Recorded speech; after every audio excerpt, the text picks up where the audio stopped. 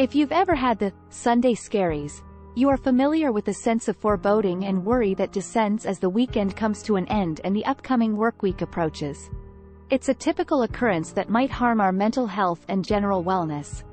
In this piece, we'll look at why people dislike Mondays and what we can do to make Sunday less frightening. Many dread Mondays because they feel overburdened by the workload ahead, says Michael D. Levitt, Chief Burnout Officer of the Breakfast Leadership Network. Levitt continues, "It's easy to feel that the weekend just wasn't long enough to replenish your batteries if you're behind on your job or you know you have a particularly difficult week coming up. The fact that many individuals are working longer hours and having to deal with higher job expectations only serves to exacerbate this discomfort.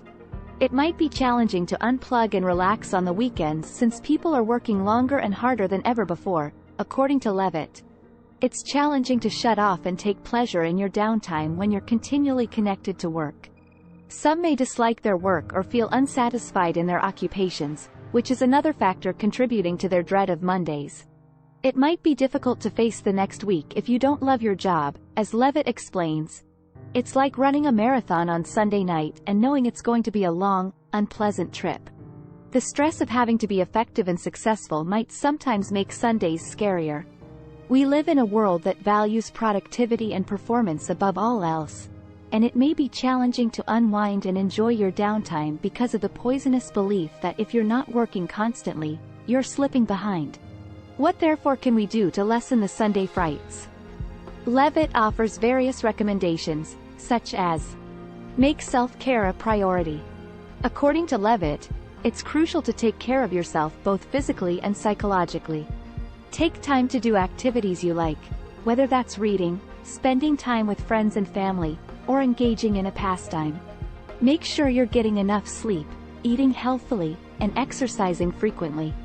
Establish limits. If you're always linked to work, Levitt recommends, it's crucial to create boundaries and carve out time for oneself. When you're not working, turn off your phone and computer, and let your supervisor and coworkers know when you're available and when you're not. Discover a purpose for your work. According to Levitt, if you're dissatisfied in your career, it's crucial to discover ways to make it more satisfying. It might entail taking on new tasks, looking for mentoring or training opportunities, or figuring out how to meaningfully contribute to your business. Change your perspective. Levitt advises, instead of hating Mondays, try to embrace them with a feeling of purpose and pleasure. Reframing your mentality may make a major difference in how you approach the work week. Think about the tasks you're looking forward to doing or the goals you want to attain for the week. Don't be reluctant to ask for help. It's a sign of strength to realize you need help from a mental health professional, a coach, a reliable friend, or a family member if you're experiencing Sunday scaries or burnout, Levitt advises. It's crucial to look after your mental health and wellness, and getting assistance when you need it is completely the right thing to do for you. When you're physically ill, you seek medical help, right? You should do the same for your mental health. Mental health is health.